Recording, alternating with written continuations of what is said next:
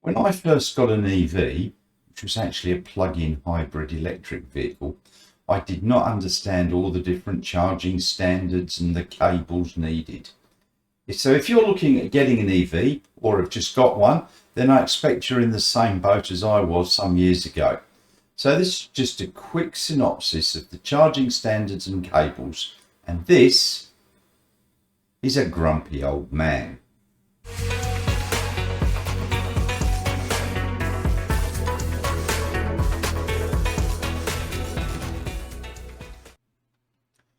One of the first modern era electric vehicles was the General Motors EV1, and that was available between 1996 and 1999.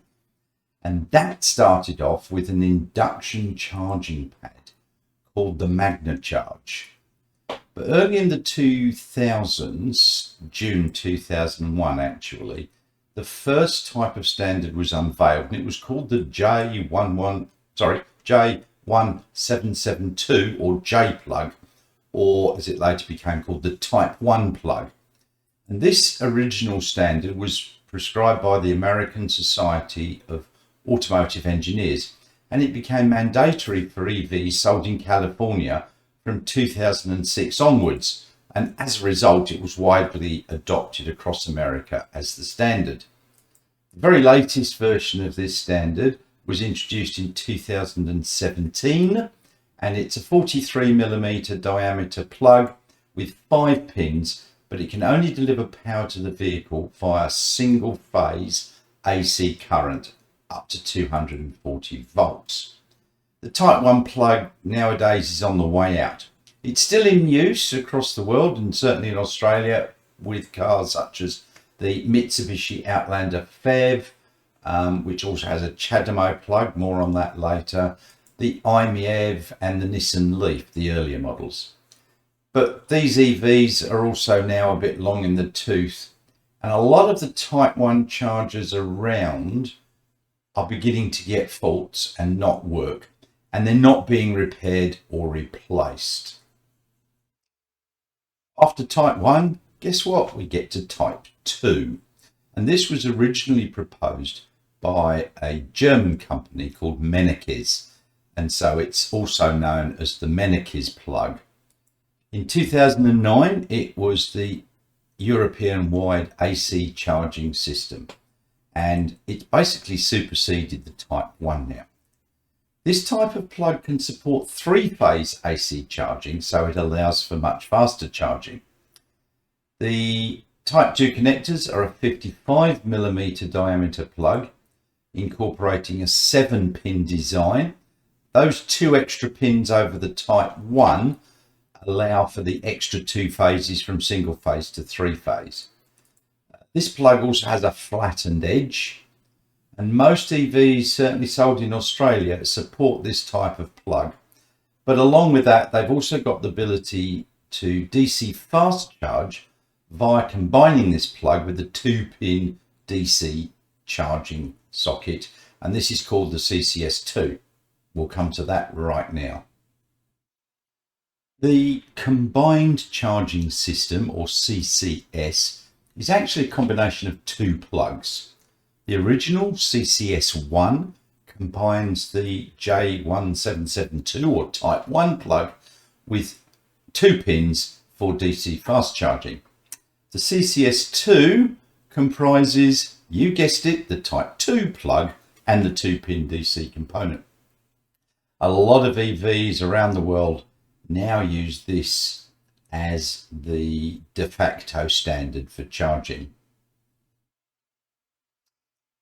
As mentioned before, there's the Chademo plug, and this was first introduced in 2010 by some Japanese car manufacturers. Chademo is an abbreviation either of the French term charge de move, meaning charge for moving, but also could be from the Japanese phrase O Chademo ikaga desu ka, which roughly translates as shall we have some tea?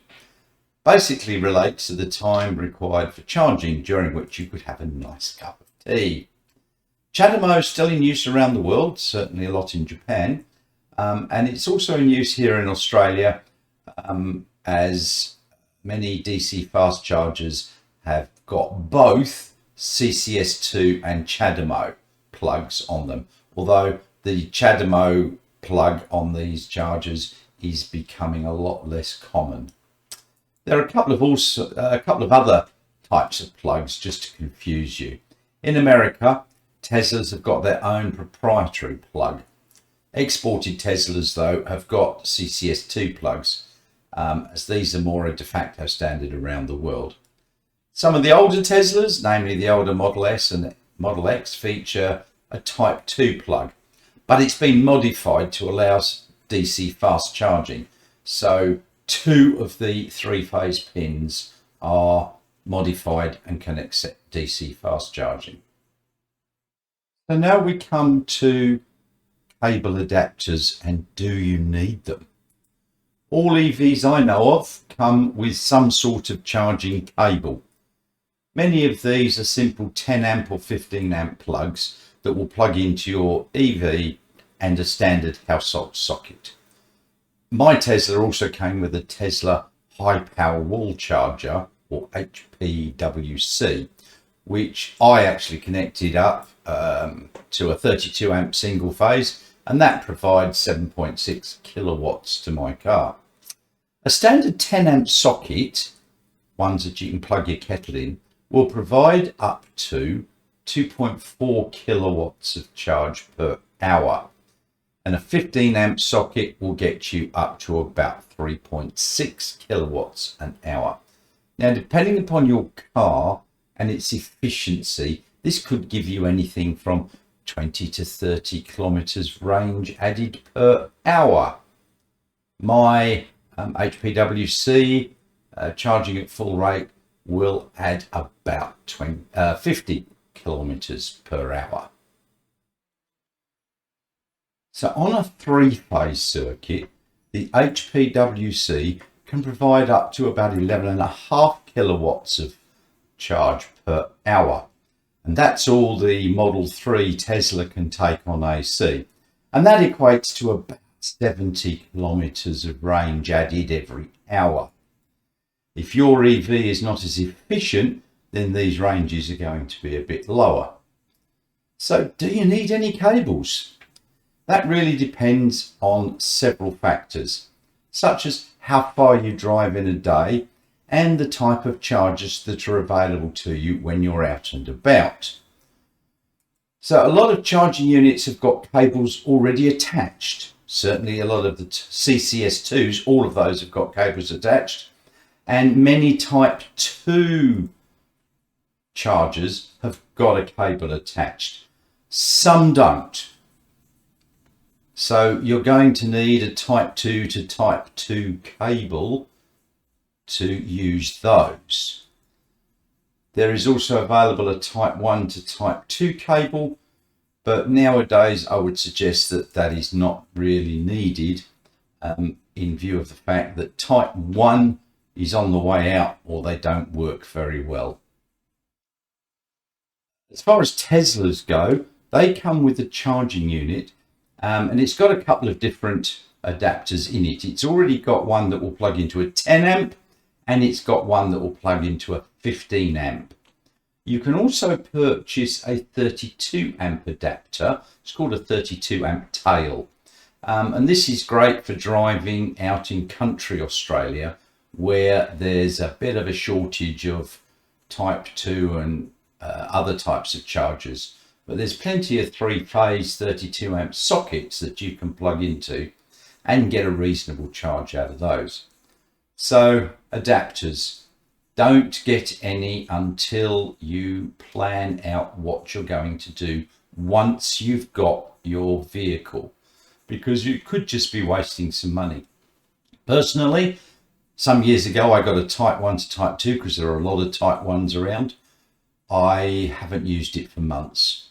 I've also got a Type 2 to Type 2 cable because some places I go, Type 2 chargers don't have an attached cable, so I find that useful. I don't have a 32 pin tail for my charging that came with the car, because I don't do anything much in the way of country driving, and if I do, there are plenty, usually type 2 and CCS2 chargers on my route. So it's up to you. My advice, don't get any until you see what you're going to need. So just at the end here, if I remember, I'm going to put a couple of links down below. I do have a few other things. I've got a little Amazon business going where you can get some colouring books for your kids and so on. So I'll put a link to my Amazon bookshop down below. If you're interested, take a look. Otherwise, thanks very much for watching. Don't forget to click and subscribe. Bye.